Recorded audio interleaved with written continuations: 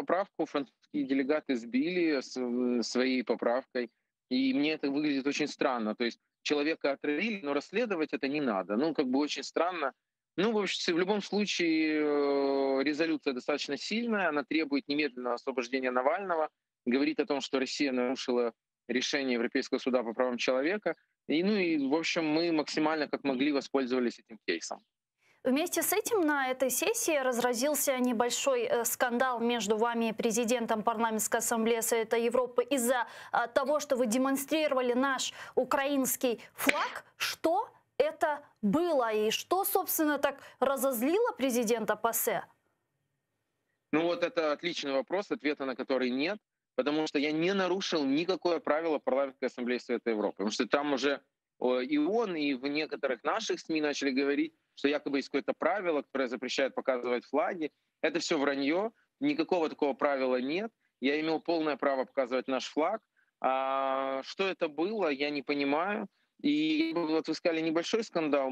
Дело, понимаете, он может быть и небольшой, хотя я не смог закончить свое выступление. А дело в отношении к Украине и самое главное к ситуации нашей. Я же не просто так. Это был, во-первых, не просто флаг, а флаг с Донбасса, переданный мне нашими бойцами, простреленный флаг. И я этим флагом хотел показать коллегам, что в Украине идет война. К сожалению, ПАСЕ на этой сессии мы предлагали, чтобы провело специальные дебаты по поводу эскалации на нашей границе. Но ПАСЕ это не сделало. И потом приняло решение, там, Strategic Priorities of the Council of Europe был такой доклад, то есть это стратегические приоритеты Совета Европы, и в этих стратегических приоритетах не оказалось пункта о территориальной целостности государств-членов Совета Европы. Ну, а что тогда является приоритетом этой организации? Поэтому я хотел флагом показать, что у нас идет война, что от этого нельзя отворачиваться, и что нам нужно помогать. И поэтому случай этот вопиющий. Более того, они пытаются сейчас на какое-то на меня дисциплинарное там, взыскание наложить, непонятно за что. Там за мой вопрос Меркель, убийца ли Путин, и за вот этот факт. И, ну, и по жалобе Толстого. Там Толстой, глава российской делегации, на меня написал уже много жалоб, значит, что я его обижаю и Путина обижаю. И вот они все это вместе собрали и пытаются на меня наложить какое-то взыскание. Я считаю, что это абсолютно возмутительно. Сегодня тот самый Толстой, который после резолюции по Навальному сказал, ну извините, что взяли не литературно, он сказал, засуньте в общем, себе свое решение куда хотите, нам вообще все равно на ваше решение, и мы никого не собираемся отпускать, и плевать мы на все хотели. И никаких взысканий нет, понимаете? То есть проблем никаких вообще нет, делайте, что хотите. А Украина достала флаг, так это очень плохо. А еще В общем, Толстой сказал, что странная ситуация. якобы извинились перед ним. Это правда? Ну, боже упаси, я ни перед кем, конечно, не извинялся. Еще раз могу сказать, что по Толстою это негодяй, который будет в Гааге. Я сегодня в своем выступлении сказал, он там ордена от Путина получает. А главная его награда его ждет впереди. Международный трибунал в Гааге. И его, и Путина. Извинялись политическая группа, которой я принадлежу, не перед Толстым за Толстого, а за вопрос Ангели Меркель. Значит, что этот вопрос они посчитали грубым, и что убийца или Путин. Ну да, они написали там письмо, что они не извинялись, они сказали, что это был вопрос лично от меня, а не от них. То есть как бы отмежевались, я бы сказал. Но Путин убийца, я это могу еще раз подчеркнуть. Может быть, кому-то это слышать как бы не знаю, неприятно и, может быть, кажется недипломатичным. Но, я не знаю, нам не до дипломатии. Алексей, вот что еще хотела спросить. Вот ваши коллеги из украинской делегации в ПАСЕ отмечают, что в этом году усилилось пророссийское лобби. В ПАСЕ вот вы это ощущаете в свете Да. вышесказанного? Да, это правда. И оно усиливается. Мы это уже проходили, когда-то, если помните, был президентом ПАСЕ такой Педро Аграму, Мгм. абсолютно пророссийский товарищ, и мы тогда в 2016 году добились его отставки. Сейчас, к сожалению, я даже не вижу сил добиться отставки. Я вам рассказал о том, как сегодня французская делегаты от Франции, которые сегодня предлагали убрать пункт о необходимости расследования дела Навального, они прямо говорят, мы давайте его уберем, потому что чтобы иметь дружественные отношения с Россией. Ну, я не знаю, то есть для чего мы ценности Совета Европы, там, права человека, демократия, верховенство права. Неужели все это перечеркивается российскими деньгами? И последнее. Сегодня министр обороны России Шойгу заявил об отведении российских войск с завтрашнего дня от границ Украины. Градус напряжения спадает?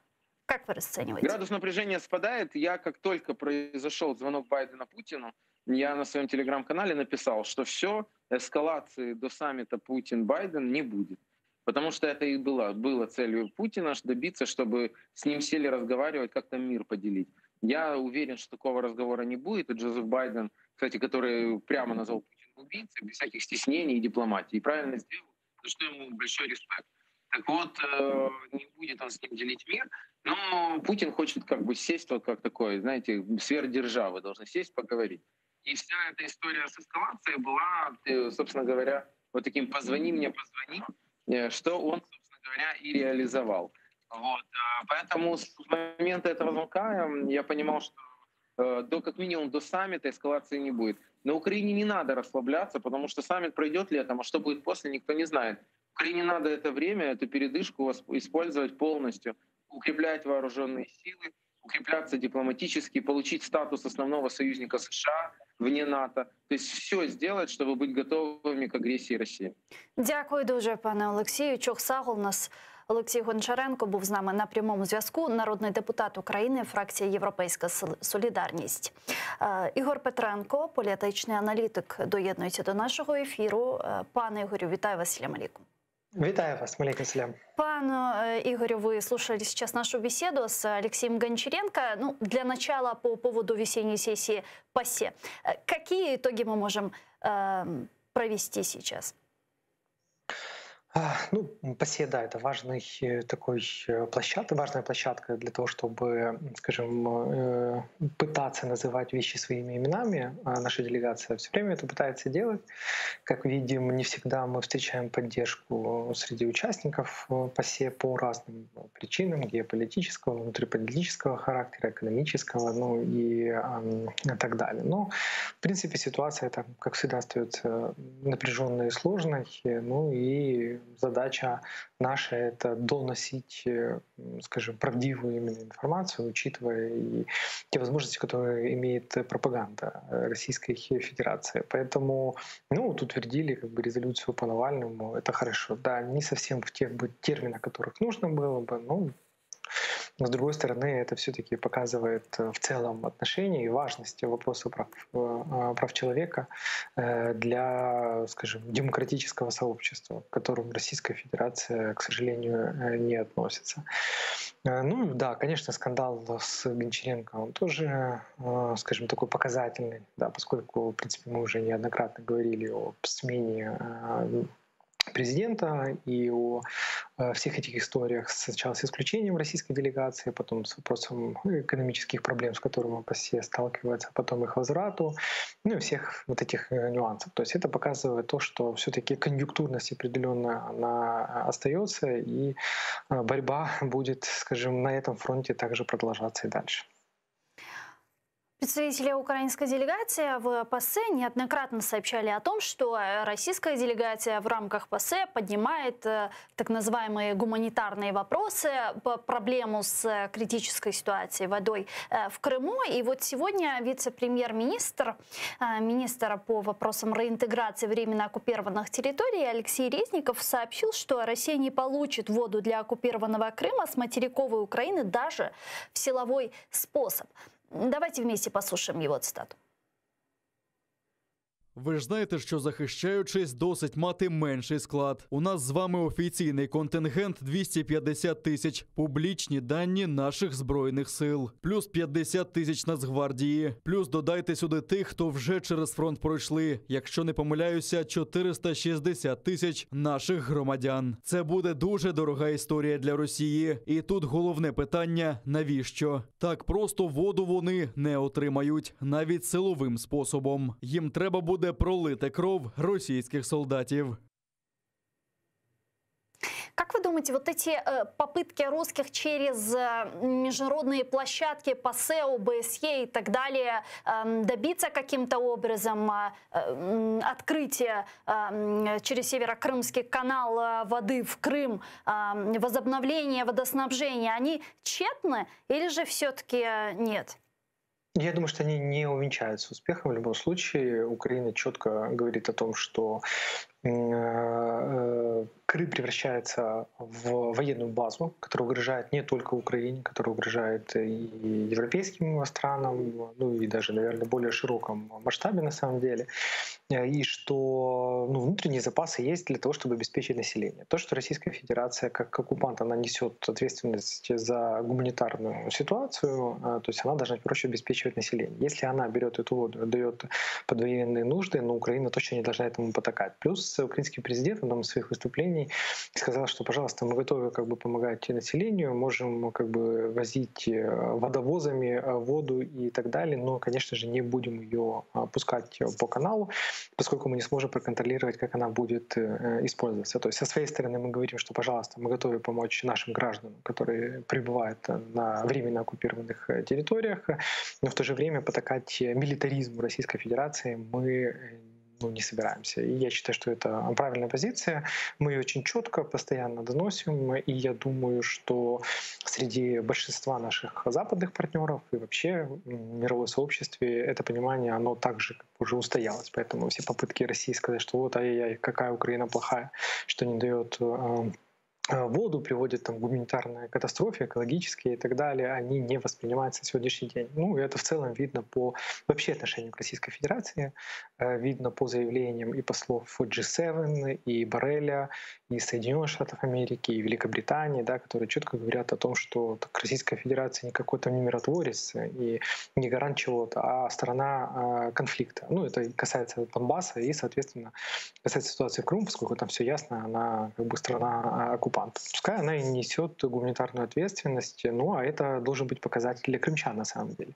То есть о ком или о чем в первую очередь беспокоится Российская Федерация? О своей военных и своей военной какой-то мощи для того, чтобы дребезжать и кого-то там угрожать. А проблемы населения, экономического характера, экологического и так далее, они совсем на заднем плане.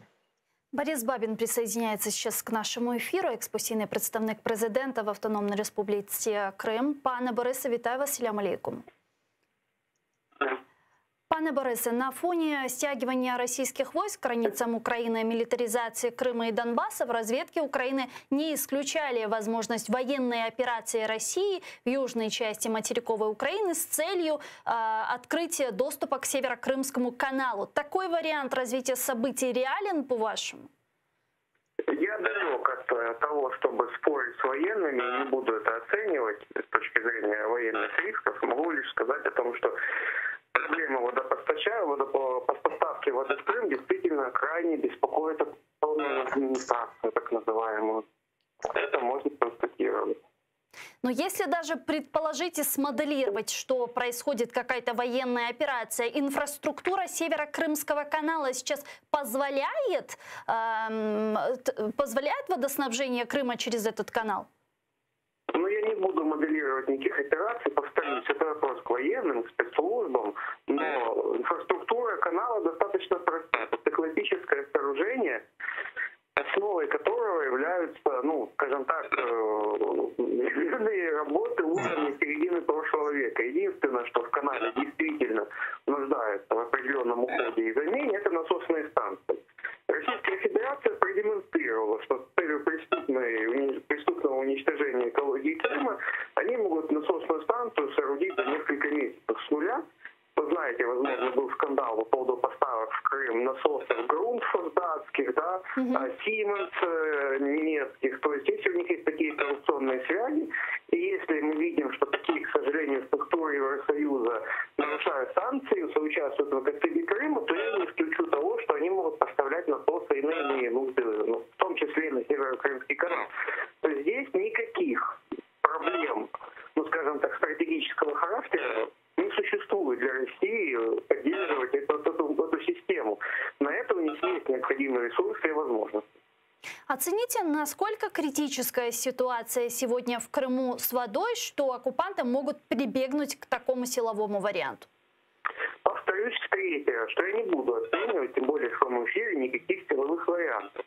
Я могу говорить исключительно о нуждах Крыма в воде. Да, оккупанты действительно для своей милитаризации, теперь население Крыма колонистами нуждаются в дополнительной воде.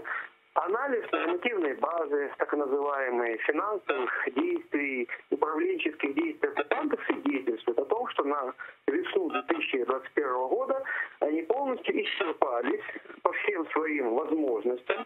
Никаких реальных новых дополнительных источников воды в Крыму они не имеют, иметь не будут и не могут. Они это осознают.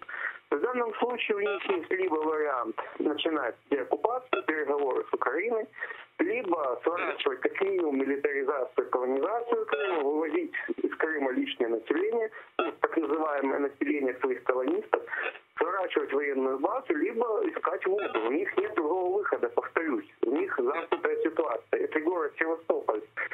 Главная военная база путем концентрации усилий Россия еще оттянет катастрофу водную на год-полтора для экономики города, то в Крыму наступило. Причем, повторюсь, это не касается нужд населения. Это касается исключительно обеспечения военных баз, это касается исключительно обеспечения милитаризированной экономики государства-агрессора. А какая может быть альтернатива у оккупантов? Что может компенсировать воду, которая поступала в Крым через Северокрымский канал? Такие варианты есть? Ничего. Я повторюсь еще раз, не существует. Они испробовали все. Все, что они сейчас рассказывают, опреснение, воды подземные, подводные, это все пропаганда, она не имеет отношения к реальности. Они это рассказывают, что было, что рассказывают. Дякую дуже, пане Борисе. Чох Саголнас, Борис Бабин був з нами на прямому зв'язку, експостійний представник президента в Автономной Республике Крым. Пане Игорю, допускаете ли вы возможность силового варианта? Силового варианта вы имеете в виду захвата водоснабжения, да? Да. Я думаю, что нет. Любое проявление силы со стороны Российской Федерации, в том числе, чтобы сделать сухопутный коридор, либо и совместить это, допустим, с тем, чтобы захватить канал, они приведут к очень жесткой международной реакции. То есть мы, в принципе, видим, что многие страны в мире они занимают намного более жесткую позицию, нежели это было в 2014-2015 году и так далее. Они достаточно солидарны. Да, вопрос открытый остается, на что они готовы в реальности, да, что они реально могут дать Украине для поддержки в случае такой эскалации. Но я все же думаю, что на большее, нежели это было ранее. Поэтому это нежелательно. То есть они вряд ли выиграют что-то больше, если будут пытаться захватить канал. Плюс тут надо географически смотреть,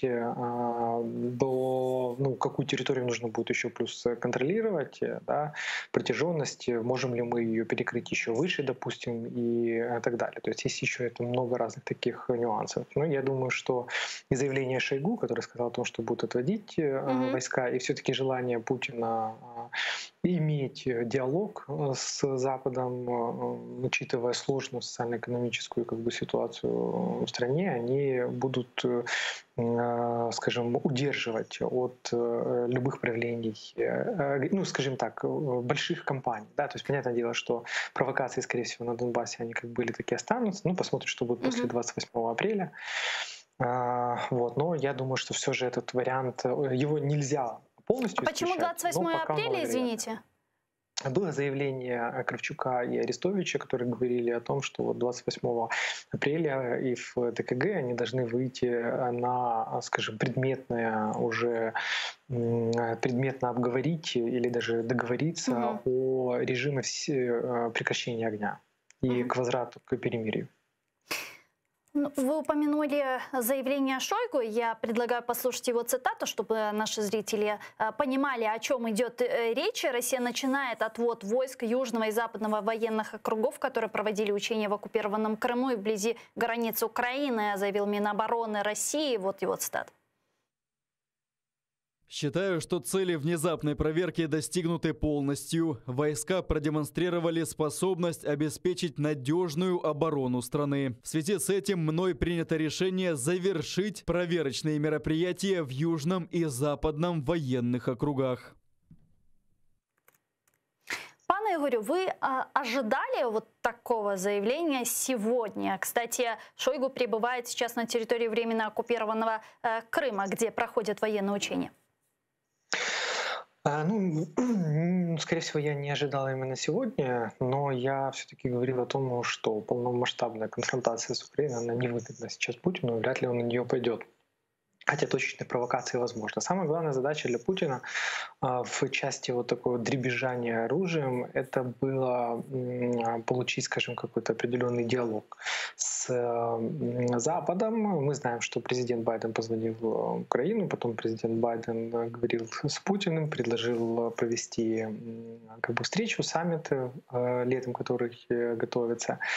Вот. Плюс можно было ожидать того, что будут они сворачивать войска после заявления Жириновского, да, который, в частности, дал возможность Путину сохранить лицо. Он сказал, что мы достигли того, чего хотели, мы всех там напугали, показали всем Кузькину мать.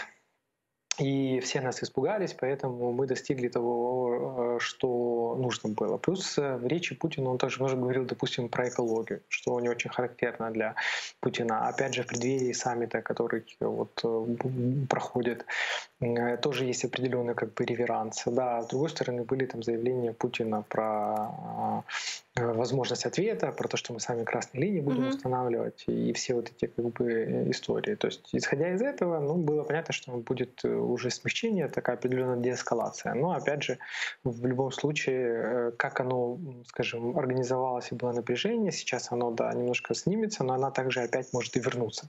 И мы должны это учитывать и быть готовы всегда к самому худшему сценарию, к сожалению. Вот некоторые аналитики говорят о том, что вот сейчас как раз самое опасное время. Медийная Россия снимает напряжение, якобы возвращает своих солдат на места, и в этот момент якобы может произойти некая провокация, некое боевое столкновение. И кто будет виноват в этом случае? Конечно же, обвинят Киев, потому что те уже заявили, что уходят и отводят свои войска. И вот сейчас, именно в этот момент, должна произойти какая-то политическая разрядка, телефонный разговор. Кстати, вот неофициально в телеграм-каналах уже пишут, что готовится некий телефонный разговор между Зеленским и Путиным. Вот такое реально? Это сейчас возможно? Такая возможность, безусловно, существует. Да, она дает возможность Российской Федерации, с одной стороны, показывать, что мы хотим мира, а тут как раз, когда мы захотели мира, нас атаковали. Логика в этом есть определенная. Но в то же время вряд ли Путин наивный в том, что кто-то поверит в подобную ситуацию, поскольку все прекрасно понимают, что Украина выступает за мирное решение войны, прекращение ее нахождения каких-то, скажем, возможных компромиссов, учитывая, безусловно, национальные интересы. Об этом постоянно говорит Зеленский. И наша позиция, она четкая и четко приветствуется и воспринимается нашими партнерами. И плюс все должны прекрасно понимать, что, конечно же, военная мощь Украины и Российской Федерации — это разные вещи. Да, безусловно, прогулка простая не будет для российской армии, но в то же время Украина никогда не готовилась и не собирается вести наступальную войну, наступать, и в этом тоже мы открыты и об этом постоянно говорим. Поэтому не думаю, что кто-то поверит, да, вроде как оправдаться, но опять же вряд ли это сейчас сработает, поскольку отношение к Российской Федерации, к его пропаганде, заявлениям и так далее достаточно негативно. Можно и послушать представителей власти наших партнеров, вообще западных стран, да, почитать прессу, и все станет понятным.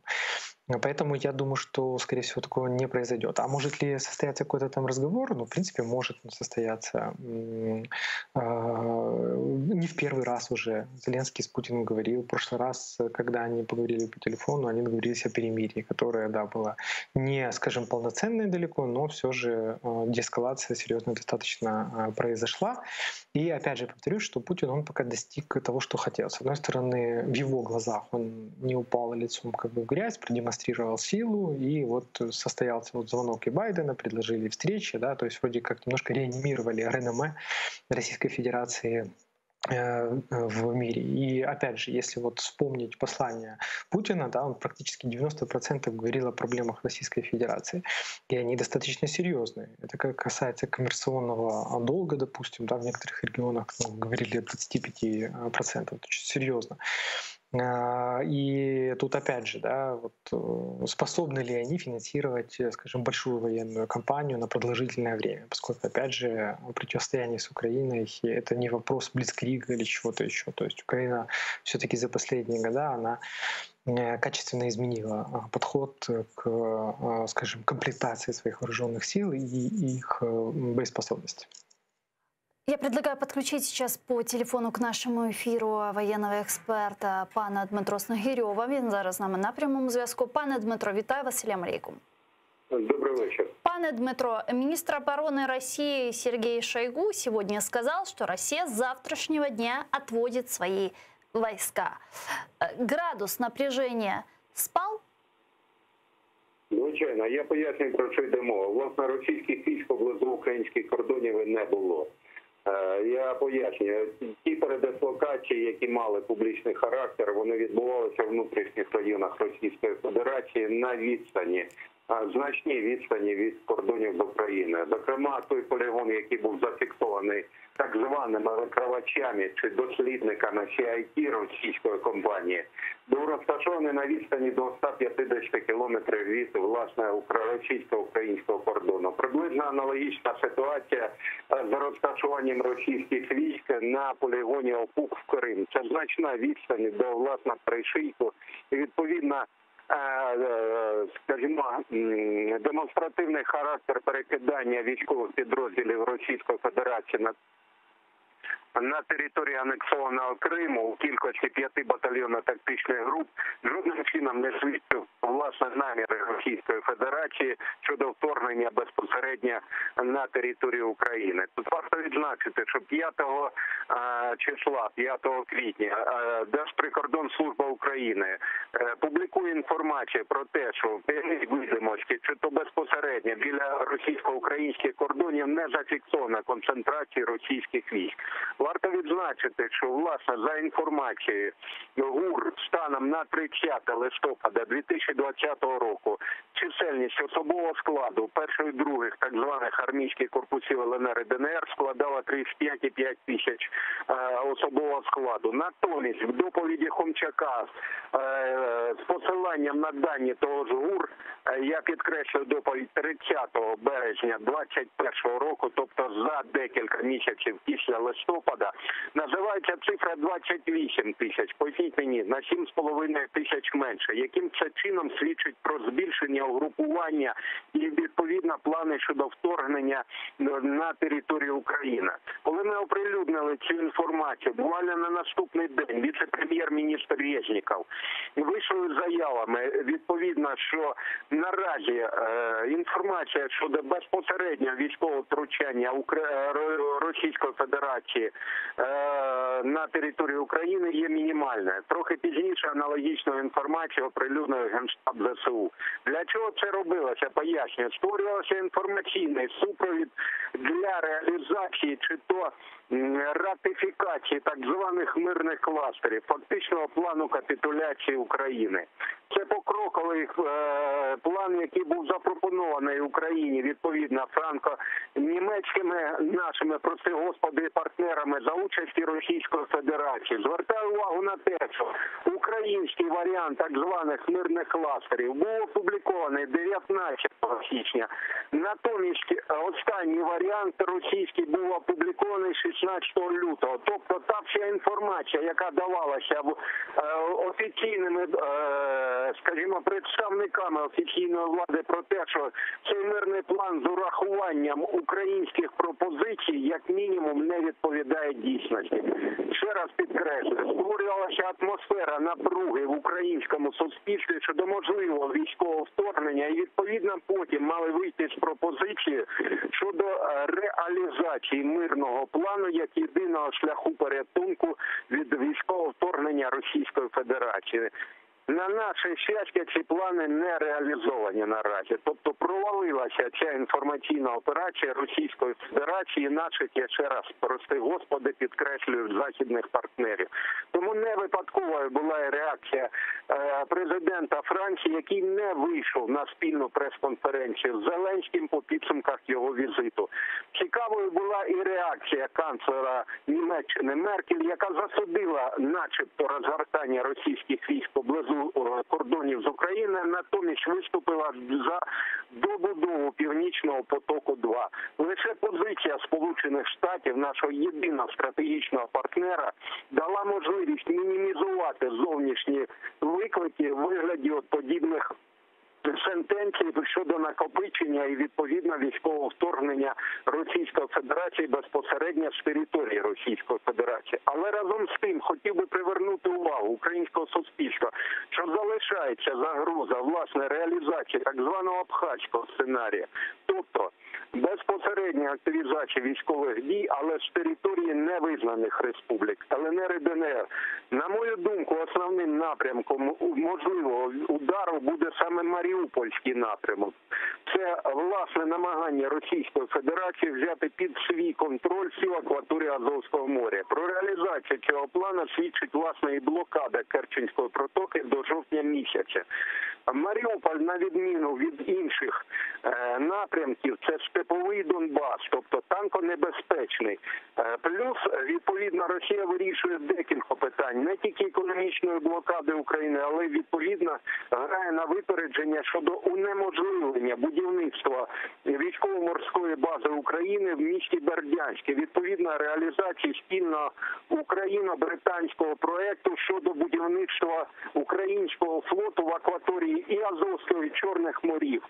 Оце небезпечний сценарій. Плюс, відповідно, посилений режим паспортизації мешканців окупованих територій. Наразі видано близько 650 тисяч паспортів, а не 300 тисяч, як про це заявляють офіційні представники уряду України. Плюс є ще один негативний момент, тривожний сигнал. Напередодні виступу Путіна перед, власне, федеральним зібранням було засідання Міністерства так званих внутрішніх справ ЛНР, де відповідно самопроголошений міністр Корнет заявив про плани пришвидшеної паспортизації мешканців окупованих територій, додаткових фінансових вливань в цю програму, відповідно відкриття додаткових пунктів прийому документів і посилення цих пунктів особовим складом так званої народної, відповідно народної міліції квазіутворень. Оце той сценарій, який можливий щодо активізації безпосередньо військових провокацій Російської Федерації. Дякую вам дуже, пане Дмитро, за змістовну відповідь. Дмитро Снегирьов, військовий експерт, був з нами на прямому зв'язку. Пане Игорю, много что сказал пане Дмитро, но я бы хотела остановиться на теме кластеров. Действительно, если Минск, как мы видим, пока что выполнить невозможно, к чему эта история с кластерами? Что она даст? Кластеры, скажем так, Украина давно отставила позицию того, что Минские соглашения являются такими окаменелыми, что действительно реализовать их в том порядке, который был закреплен и Минском-1 и Минском-2, да, в этом уточняющим протоколом, они невыгодны нам с точки зрения национальных интересов и являются, в принципе, нелогичными с точки зрения конечной цели, да, то есть это реальная реинтеграция и прекращение войны, возврата под полный контроль Украины этой территории. Да? То есть без части безопасности нету смысла ни о чем говорить, начиная от полного прекращения огня, и продолжая дальше демилитаризацией, контролем границы и все такое. То есть, да, действительно, эта идея она исходила от Германии и Франции, но Украина, она вносила свои предложения и очень четко мы на этом настаивали. Об этом Андрей Ермак говорил, да, то есть мы говорим, опять же, вопрос безопасности — это основа, фундамент для любых дальнейших решений. То есть сам кластерный подход, он не является таким плохим. Он как раз направлен на то, чтобы связать части безопасности и с определенными политическими обязательствами, которые уже взяла на себя Украина, подписав Минские соглашения. Ну, грубо говоря, мы делаем один шаг в части безопасности, он должен быть обязательно первым, да, делается второй шаг в части политической, да, допустим, принятие какого-то законопроекта в первом чтении. Делается следующий шаг в безопасности, закрывается вопрос. Мы делаем следующий шаг в политических моментах, голосуем уже во втором чтении и в целом за какое-то решение. Но если, грубо говоря, его упростить. Да, там есть разные варианты. Есть предложение Германии, Франции, есть предложение Российской Федерации, но есть украинское предложение. И, в принципе, мы жестко стоим как раз на позициях вот вопроса, в первую очередь, безопасности и соблюдения национальных интересов Украины. Да, мы, конечно же, должны понимать, что стратегии Франции, Германии, допустим, Евросоюза и Штатов, они немножко отличаются. Германия и Франция, они заинтересованы в доступе на евразийские рынки, в том числе заинтересованы в том, чтобы была мягкая такая деэскалация, да, чтобы была возможность определенного сотрудничества как с Российской Федерацией, так и с другими странами этого региона и с Китаем.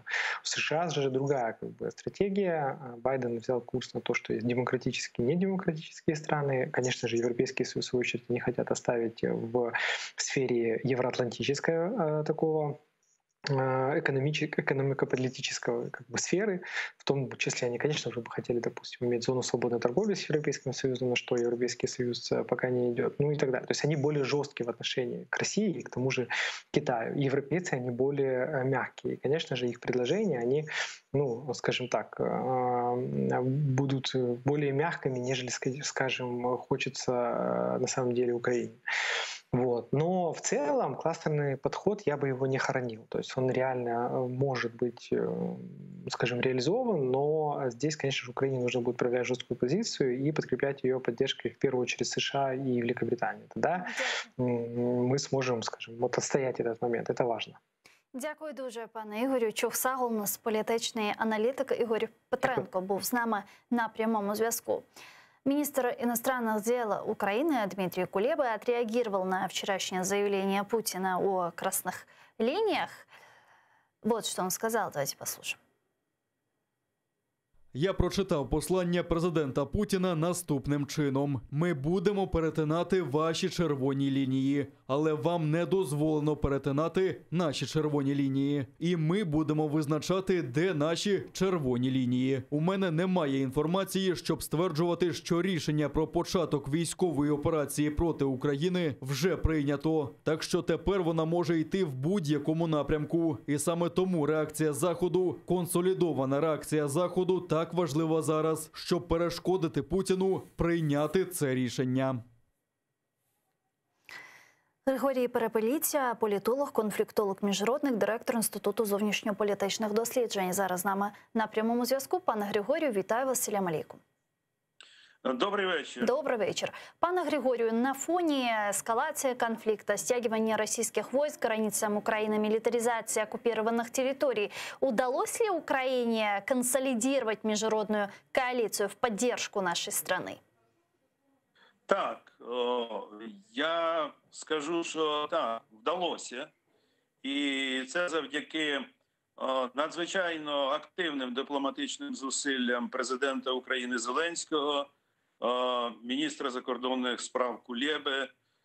І в цьому треба віддати належне, що тільки такі активні дипломатичні зусилля все-таки змусили і європейську спільноту, і Сполучені Штати Америки, і інші країни, так би мовити, звернути увагу на таку безпосередню воєнну загрозу територіальній цілісності України, що стосується підготовки до широкомасштабних бойових дій. Це спрацювало. І, очевидно, в останній момент Путін відмінив своє рішення про широкомасштабний наступ російських військ, які практично були вже сконцентровані з трьох напрямків, з північного напрямку, Чорноморського напрямку, відповідно, з району окупованих територій Донбасу. Тому що ми бачили, що ця підготовка йде дуже активно. Так, і Рада Федерації також оголосила, що буде прийнято сьогодні важливе там історичне рішення, але все-таки цей тиск, дипломатичний тиск, який включав також висилку дипломатів з країн НАТО, з деяких країн НАТО, зокрема Чехії, Польщі, перед цим Болгарії, Сполучених Штатів Америки, вони все-таки витверезили Путіна в прийнятті такого воєнно-політичного рішення. Але чи надовго – це велика проблема. І я тут згоден з міністром закордонних справ Кулебою, що ми можемо очікувати такого рішення в наступного, на жаль. Тобто ця загроза остаточно не відвернена, вона тільки відставлена. А до каких пор, от чего добился демонстрации силы и блефом сейчас Путин? Розумієте, я не поділяю точки зору, що це був блеф. Це скоріше була певна проба, перевірка на те, що на Заході називають резиліність, на стійкість України, так і на стійкість Заходу. Наскільки вони готові чинити спротив, в тому числі військовий, наскільки не готові. Тобто це була фактично перевірка стану готовності України до такого широкомасштабного конфлікту і реакції Заходу. Як в такій ситуації Захід зреагує, якщо все-таки Путін підпише наказ про наступ? То есть все-таки вы думаете... вы думаете, что это международная коалиция демотивировала Путина от ее агрессивных действий? Правильно я вас поняла? Так, переважною мірою так. І ще, звісно, допомога, воєнна допомога Туреччини, передачу нам байрактарів, теж це мало позитивний ефект для нас. Относительно Америки, в администрации президента США не воспринимают лично агрессивные выпады президента России Владимира Путина, в особенности вчера после его послания Федеральному собранию о красных линиях. Давайте послушаем, что сказала пресс-секретарь Белого дома Дженнифер Псаки. Я не думаю, что мы воспринимаем что-то, что сказал президент Путин лично. У нас толстая кожа. В Белом доме стремятся к стабильным и предсказуемым отношениям с Россией, а не к их ухудшению. Вводя санкции, США хотели послать российскому руководству четкий сигнал о том, что действия Москвы не останутся без последствий. Сегодня стало известно, что американский посол Джон Салливан уехал с России. Об этом сообщают российские источники информации. И по словам их источников, Салливан улетел рейсом с пересадкой в Лондон для консультации. Ранее он сообщал, что не собирается покидать территорию России. Вот к чему могут привести вот эти дипломатические войны между Россией и Америкой? Является ли это вот началом холодной войны?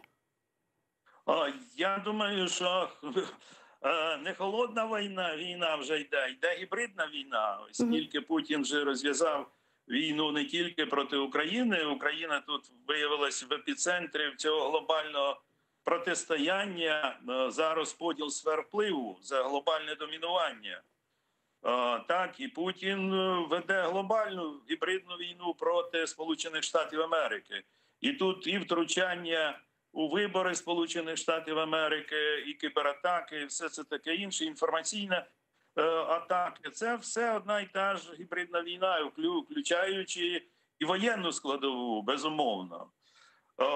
Тому тут уже не холодна війна, і тут є гібридна війна. Сьогодні до цього ми спостерігали таку інформаційну фазу цієї гібридної війни, тепер ми бачимо дипломатичну фазу цієї війни. Наступна фаза за всіми канонами жанра міжнародного конфликту воєнного або в цілому війну. Далі наступає воєнна фаза цього протистояння. І от обидві сторони зупинились перед цією воєнною фазою, Тому ж ми ж не випадково бачили такі нарощування вік, це ж дуже дорого коштує для російського бюджету. І так для того, щоб там потролити Україну, так, це занадто велика забава. Іде глобальне протистояння Сполученими Штатами Америки з Заходом в цілому. І Захід також реагує широкомасштабними військовими навчаннями оборонного характеру, як Defender of Europe. Тому треба тут дивитись на ситуацію в глобальному контексті. Але очевидно з цього і те, що ніхто, ні США, ні Росія не хоче доводити цю ескалацію до гарячої фази регіональної чи навіть глобальної війни.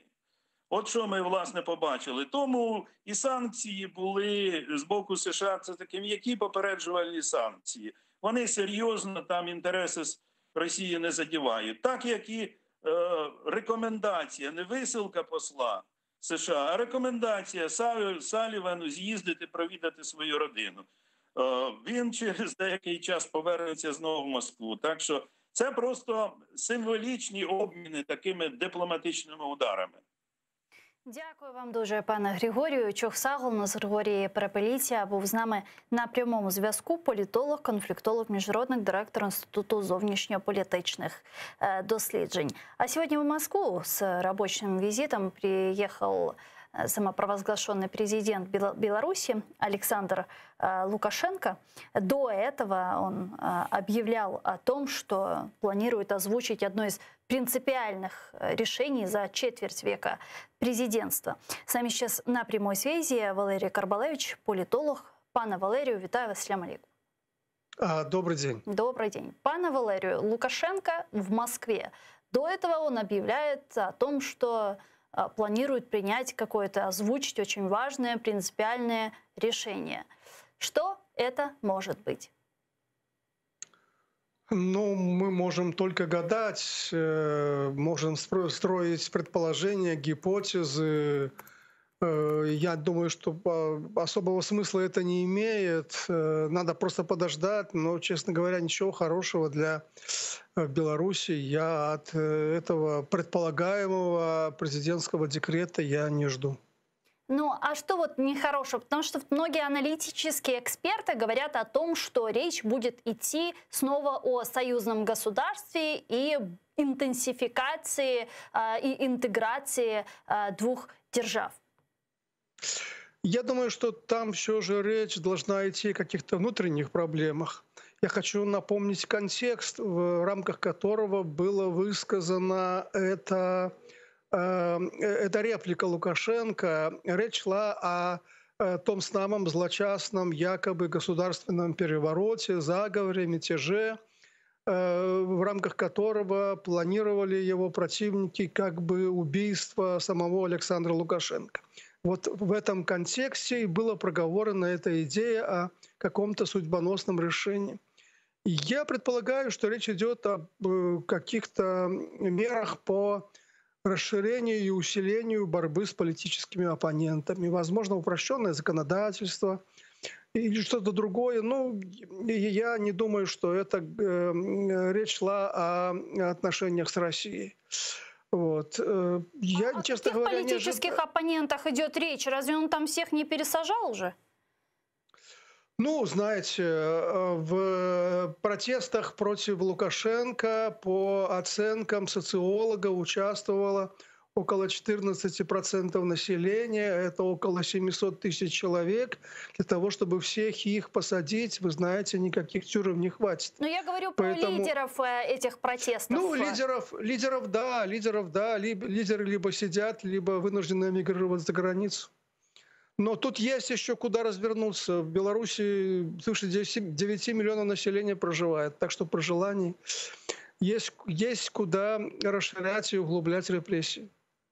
Скажите, а вот мы затронули с вами протесты, а что действительно с протестами? Некоторое время назад мы видели, как белорусы, огромное количество белорусов выходили на протестные акции с требованиями отставки Лукашенко, проведения демократических выборов и так далее. А сейчас, как нам видится, протесты сошли на нет. Я ошибаюсь или это действительно так?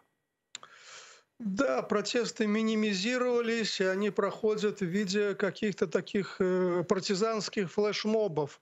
Где-то на окраине, в тайне, закрытыми лицами.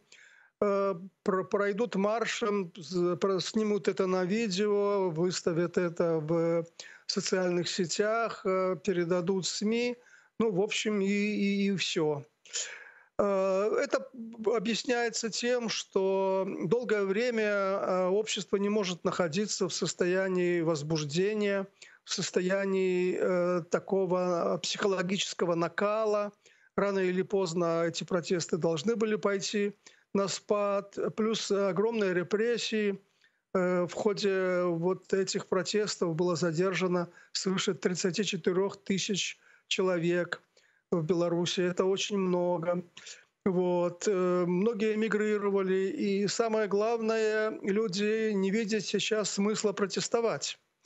Потому что, во-первых, цена за протест резко возросла.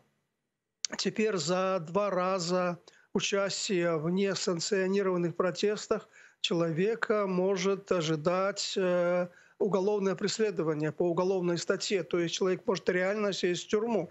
А зарегистрированных акций в Беларуси оппоненты просто не могут провести, потому что власти не разрешают. Вот. И люди должны понимать, что в каждом протесте должен быть практический смысл. Если осенью, летом прошлого года люди рассчитывали, что вот мы выйдем на протест и принудим Лукашенко либо уйти в отставку, либо пойти на переговоры с оппонентами, то сейчас такие надежды исчезли. И поэтому люди пока не видят практического смысла выходить, рискуя оказаться в тюрьме. Пане Валерию, а как вы видите разрешение этого кризиса, в котором находится сейчас Беларусь, Лукашенко в Москве? Вы правильно говорите, мы можем только гадать и предполагать, но вполне возможно, что речь пойдет о дальнейшем усилении зависимости Минска от Москвы. Протесты сошли на нет. Вот что дальше? Как дальше будут развиваться события? Как видите ли вы какой-то выход из этой кризисной ситуации? Я пока не вижу выхода. Я предполагаю, что вот этот политический кризис — это в Беларуси надолго, потому что отсутствуют понятные механизмы его разрешения. Власти, кроме насилия, кроме голой силы, никаких других механизмов разрешения кризиса не видят, а на переговоры они идти не хотят. Вот. Ну и поэтому я предполагаю, что на долгое время Беларусь погрузится вот в состояние такого кризиса. На долгое время Беларусь превращается в, как говорили в XIX веке, больного человека Европы. Это, к сожалению, вот такая реальность белорусская. Дякую вам дуже, пане Валерію. Спасибо большое. Валерій Карабалевич був з нами на прямому зв'язку, політичний аналитик з Беларуси. Ну а я с вами не прощаюсь, я говорю вам коршкенджи, то есть до свидания, увидимся буквально через час. А сейчас эфир телеканала АТР продолжает программа «Рамазан Берекета» с моим коллегой Ситумеровым. Не пропустите. Коршкенджи.